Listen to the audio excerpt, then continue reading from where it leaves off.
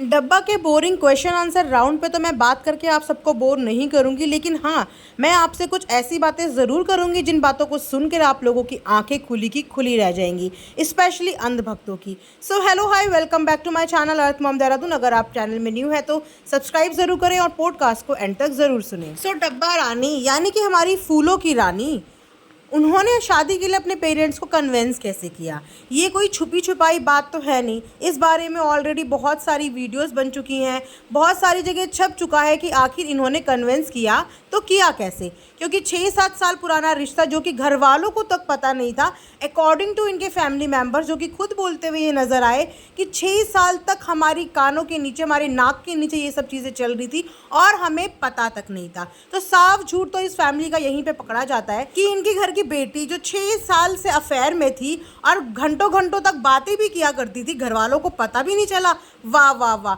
हिप्पोक्रेसी भी और झूठ बोलने की भी एक हद है, वो भी घर के बच्चों के सामने, वो भी घर के माँ पिता के सामने जिन्हें ऑलरेडी इनके इस चर्चे और इस अफेयर के बारे में सब कुछ पता था।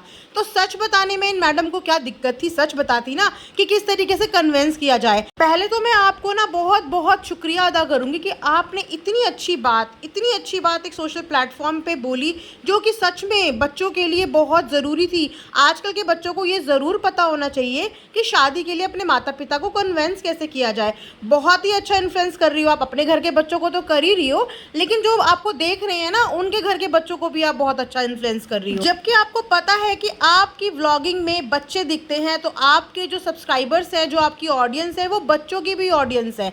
10 से 15 साल के बच्चे भी आपको देखते हैं, 15 से 18 साल के बच्चे भी आपको देखते हैं, और उन बच्चों को आप एक बहुत अच्छी सलाह, एक बहुत अच्छा इन्फ्लुएंस कर रही हो। कोई भी एक ऐसा क्वेश्चन नहीं आया था कि भैया इंग्लिश कैसी सीखे, बच्चों को पढ़ाएं कैसे, बच्चों को स्टडी के लिए फोकस कैसे कराएं, लेकिन नहीं, उन सारे क्वेश्चंस को अवॉइड करके आपने एक ऐसा क्वेश्चन पिक किया जो आपके लिए तो बड़ा इंटरेस्टिंग था, आपको बड़ा शौक है अपनी लव स्टोरी शेयर करने का। तो अभी तक वो लव स्टोरी आई क्यों नहीं?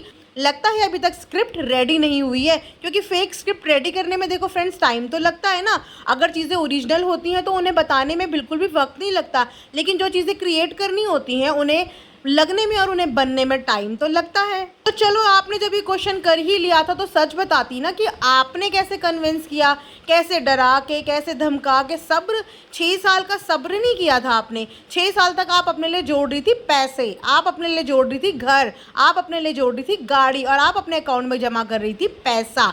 तो सच सच बताओ ना कि 6 साल का इंतजार और सब्र क्यों था? बच्चों को अनलिमिटेड खर्चा करवा के उनकी लाइफ को क्या से क्या आपने बना दिया। एक मिडिल क्लास फैमिली से आए हुए दोनों बच्चों को आपने लग्जरी की इतनी आदत डलवा दी कि अब उनके लिए मिडिल क्लास फैमिली के साथ सर्वाइव करना इतना मुश्किल हो गया है। आप खुद ये भूल गई कि आप जो इस सक्सेस का डंका गाती हो ना, जिस सक्सेस के लिए आप बार बार इतनी खुश और इतनी प्राउड होती हो, वो सक्सेस आपकी एक्चुअल में है ही नहीं।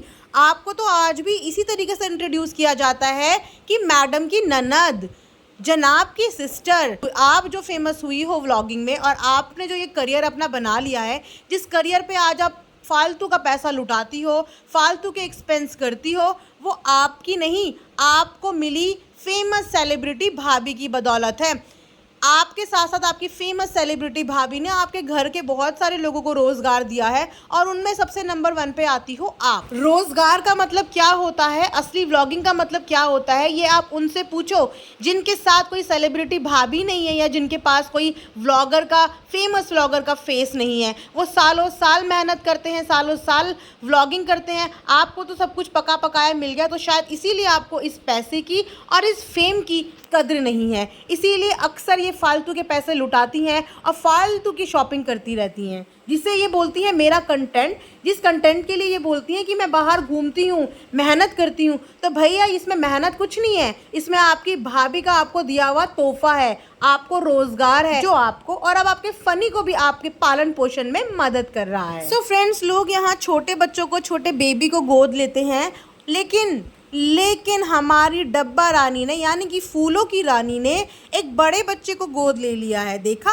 उस बच्चे को खुश करने के लिए वो बच्चे को लाखों लाखों के टॉयज़ देती है, क्योंकि छोटे मोटे 1000-100 के टॉयज़ में तो बच्चा खुश नहीं होता है, तो इसीलिए बच्चे को खुश करने के लिए लाखों के टॉयज़ दिए जाते हैं। हालांकि उस बच्चे का उन टॉयज़ से कोई भी काम नहीं है, क्योंकि वो बच्चा ज़्यादातर तो मैडम के साथ ही व्लॉग बनाता है और बाकी बैठा रहता है या कुकिंग में हेल्प करता है। तो तो मुझे ये बताओ कि उस बड़े बच्चे को इतने महंगे फ़ोन की ज़रूरत क्या थी, जबकि आपके पास ऑलरेडी 2-2 3-3 आईफ़ोन रखे हुए हैं, लेकिन एक ऐसे बच्चे को फ़ोन दे दिया जिस बच्चे को ना तो फ़ोन की ज़रूरत है, ना उस बच्चे को व्लॉगिंग करनी है, उस बच्चे को तो आप अपना बिज़नेस भी नहीं करना है।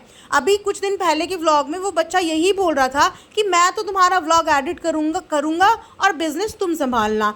तो भाई जिस बच्चे को ना तो बिज़नेस में इंटरेस्ट है, ना ही व्लॉग करने में इंटरेस्ट है, एडिट वो बच्चा कर लेगा, क्योंकि बच्चे को आपने बैठे बिठाए खाने की आदत जो डाल दी है, बच्चे को मेहनत करना आपने सिखाया ही नहीं है, बच्चा फोकस्ड ही नहीं है। जिस बिज़नेस पे आप इतना इन्वेस्ट करने वाले हो, पता नहीं वो क्या बिज़नेस है और कितना आपका इन्वेस्टमेंट उसमें गया होगा, उस इन्वेस्टमेंट को तक ध्यान में नहीं रखा आपके छोटे से प्यारू ने।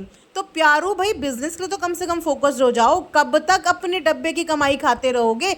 डब्बे ने तुम्हारे लिए इन्वेस्ट कर दिया, कम से कम इस चीज़ की तो कद्र करो। कहीं पे तो अपना फोकस दिखाओ, कहीं पे तो लोगों का मुंह बंद करो कि यस तुम अपने करियर को लेके कितना फोकस्ड हो। लगता है बस डिमांड करेगी और डब्बा रानी फुलफिल कर देगी। ये तो अच्छा खासा बच्चा गोद ले लिया यार, पर ये बच्चा महंगा बहुत पड़ा है, क्योंकि छोटे बच्चे की तो डिमांड भी छोटी छोटी होती है, लेकिन बड़े बच्चों की तो डिमांड भी लाखों तक जा रही है। तो उसके बदले में डब्बा रानी को क्या मिलता है? इज्जत। जी हाँ, हमने वो इज्जत देखी है। आपकी इज्जत का पचका करता हुआ आपका बड़ा बच्चा हमें दिखा है। बहुत दिनों की बात नहीं करते हैं, अभी थोड़े दिन पहले ही आप कह रहे थे मैं एनिवर्सरी नहीं मनाऊंगी, तो आपके इज्जतदार बड़े बच्चे ने आपको क्या बोला? चल चल। तो भैया वो इज्जत हमने देखी, ऑन कैमरा भी देखी, और कई बार आप लोगों की इज्जत हमने एडिटिंग में भी देखी, जो आप कहीं ना कहीं करना भूल जाती हो। तो इतने बड़े शब्द कम से कम आके सोशल प्लेटफॉर्म पे तो मत बोलो यार, जहाँ पे आपके झूठ पकड़े जाते हैं। तो दोस्तों, कैसा लगा डब्बा रानी का असली सच जान के अंधभक्तों? अब तो अपनी आंखें खोल लो, सही और गलत का डिफरेंस तो करना सीख लो। लेकिन मैं जानती हूँ कि आप लोग वो डिफरेंस करना कभी नहीं सीखेंगे। तो खैर, मैं अपनी कोशिश जारी रखूँगी, कभी ना कभी तो आप लोगों की आंखें भी खुलेंगी। सो दोस्तों, यहीं पे आज का पॉडकास्ट एंड करते हैं। लाइक, शेयर एंड सब्सक्राइब करना बिल्कुल ना भूलें। And thanks for watching earth mom Dehradun.